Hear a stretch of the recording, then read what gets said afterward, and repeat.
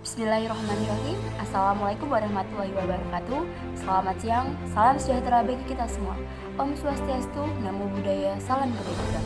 Dewan juri yang kami hormati dan rekan berpikir kami, perkenalkan kami dari tim Swastika pada kompetisi debat Festival Ekonomi Syariah tahun 2022, di mana kami bertindak selaku tim pro pada musim perdebatan SDGs di Indonesia belum optimal akibat perencanaan yang belum tepat sasaran. Saya, Aulaya Abdul Katina, selaku pembicara pertama yang akan menjelaskan latar belakang dan alasan keberpihakan terhadap misi. Pembicara kedua, Kurnia Ayu Puspita yang akan menguraikan misi perdebatan pada kali ini, dan Athalia Hana Saputri selaku pembicara ketiga yang akan merekonstruksi arah perdebatan dan menyampaikan kesimpulan pada kali ini.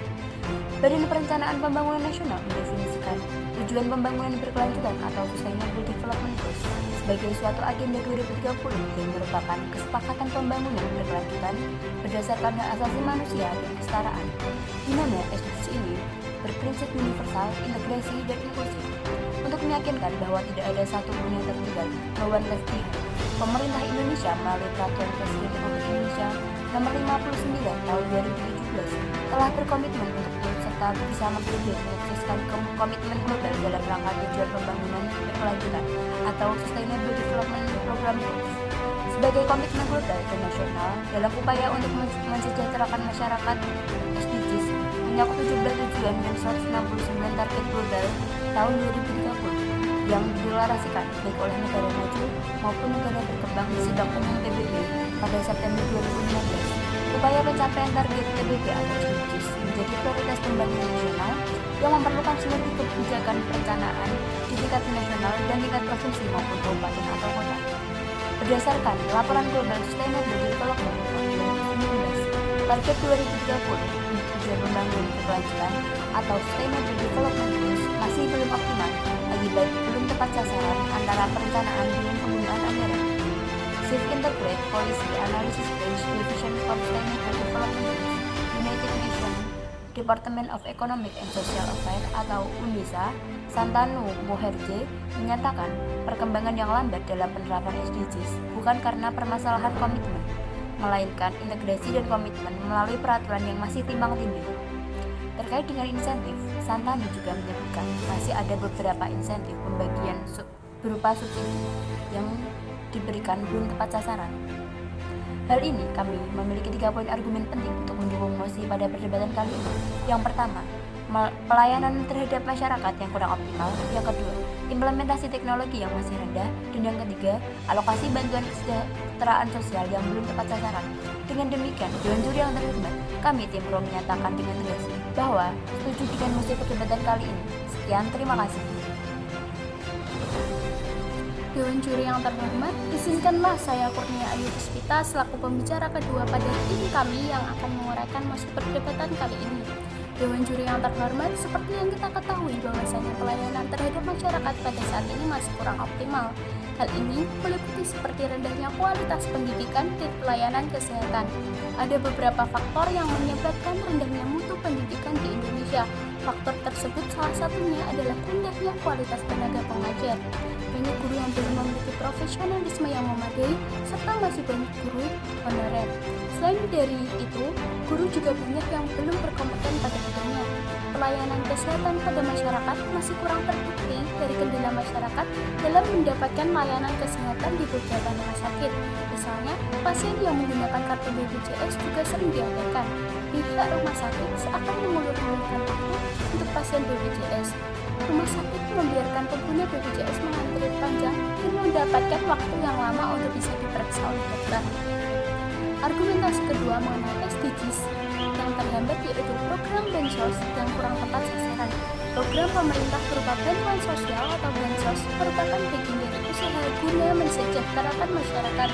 Selain itu, diberikannya bansos tersebut untuk memenuhi dan menjamin kebutuhan dasar serta meningkatkan taraf hidup penerimanya. Fungsi ini juga sejalan dengan amanat dalam Inpres Nomor 7 Tahun 2014 tentang pelaksanaan program simpanan keluarga sejahtera, program Indonesia Pintar, dan program Indonesia Sehat untuk membangun keluarga produktif. Namun, Badan Pemeriksa Keuangan atau BPK menemukan penjelasan tentang larangan pemerintah yang mengakibatkan kerugian negara hingga 6,9 triliun rupiah.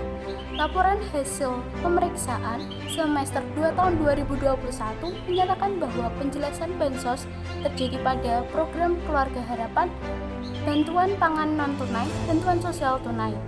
Dalam laporannya, BPK menyebutkan beberapa kesalahan penyampaian bansos pemerintah yang tidak sesuai ketentuan sehingga menerima manfaat tidak tepat sasaran. Pertama, BPK menemukan ada penerima bansos tahun lalu yang ternyata sudah meninggal tetapi masih masuk data keluarga penerima manfaat.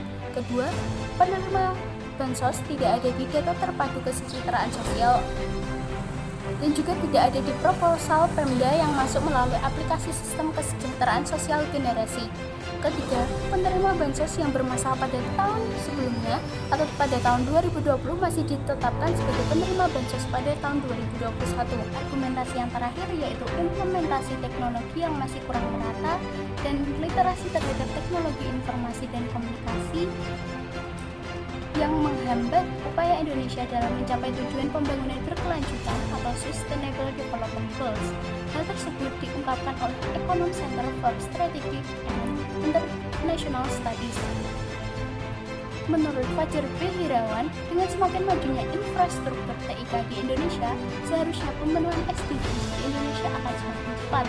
Mulai meratanya akses terhadap teknologi di hampir seluruh wilayah Indonesia dengan kehadiran proyek Palaparing seharusnya berdampak secara positif dengan pencapaian SDGs di Indonesia. Kendati demikian, pemerintah masih perlu membenahi ketimpangan akses digital dan literasi digital di Indonesia. Pasalnya, hal ini dinilai masih menjadi faktor utama penghambat akselerasi penguasaan teknologi yang optimal yang kemudian berpengaruh pada kurang optimalnya implementasi SDGs di Indonesia. Dewan Juri yang terhormat, dengan demikian kami dari Info menyatakan dengan tegas bahwa kami setuju dengan hasil perdebatan kali ini. Dewan Juri yang terhormat, izinkanlah saya, Atalia Dasa Putri, untuk melanjutkan konstruksi bangunan argumentasi yang telah disampaikan pembicara pertama hingga pembicara kedua dari tim kami.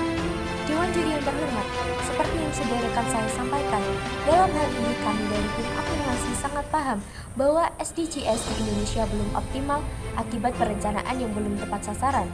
Pada laporan The Sustainable Development Report tahun 2022, Indonesia berada di peringkat 82 dari 163 dengan poin sebesar 69,2. Posisi tersebut cukup rendah dari poin target 100. Pada laporan The Sustainable Development Report tahun 2022, Indonesia berada di peringkat 82 dari 163 dengan poin sebesar 69,2. Posisi tersebut cukup rendah dari poin target 100. Menurut Sustainable Development Report tahun 2021, Indonesia telah mengalami penurunan tindakan dalam pembiayaan pendidikan dan kesehatan masyarakatnya. Pembangunan manusia yang pada hakikatnya merupakan suatu proses investasi membuat pemerintah berupaya untuk menyeimbangkan pertumbuhan ekonomi agar dapat berjalan seiring dengan pembangunan manusia diupayakan melalui berbagai program pembangunan yang bertujuan untuk meningkatkan standar hidup serta kapabilitas penduduk. Dengan adanya peningkatan kualitas hidup manusia yang cukup signifikan baik dari sisi kesehatan, pendidikan maupun ekonomi, maka akan terlahir generasi penerus yang berkualitas. Perkembangan teknologi digital yang amat pesat berkaitan terhadap upaya pemenuhan SDGs di sebuah negara. Penguasaan teknologi digital berpengaruh sebesar 89% pada kinerja sebuah negara dalam memenuhi target SDGs. Namun, di Indonesia belum ada optimalisasi terhadap penguasaan teknologi digital yang mumpuni akan kesulitan mencapai poin-poin dalam SDGs. Lembaga Swadaya Masyarakat Center for Indonesia Strategic Development Initiative atau SICDI menilai bahwa sinergi program tujuan pembangunan berkelanjutan atau Sustainable Development Goals atau yang disebut juga dengan SDGs di Indonesia belum optimal. Masih banyak pihak-pihak bekerja sendiri dan terkesan tidak bersinergi untuk mengejar capaian SDGs menjadi sulit karena tidak saling bersinergi.